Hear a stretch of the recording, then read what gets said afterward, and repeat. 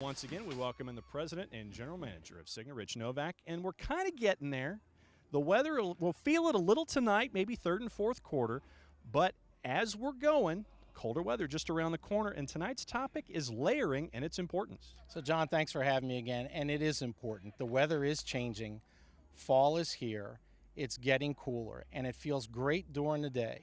But when most people go outside to work out, particularly at night after work, the weather changes. It gets colder faster. When the sun goes down, the temperature drops 10 degrees at a minimum. And the further we go into the fall, the more important it becomes for people to start to layer up. So instead of just that thin t-shirt you wore over the summer, maybe it's that thin t-shirt with something heavier over top of it. At some point you're going to want to get to a pullover, sweatshirt, hoodie, whatever.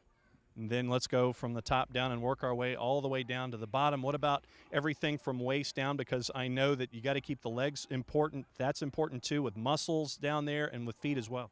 Yeah, so keeping the whole body at a decent temperature and particularly warm while you're working out is incredibly important. So at some point you're going to want to go from shorts to whether it's long pants or sweatpants, which are easy to get most any places. They're comfortable, easy to walk in, plenty of movement.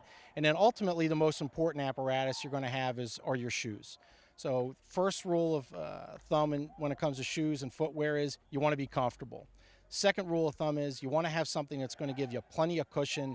You want to be able to absorb the shock, whether it's running, walking, and you want to be able to do that continuously. You also want a shoe that's going to be able to keep your ankle in place and let you move comfortably and continuously without having to worry about slipping up. The last thing people want to look for in shoes is this.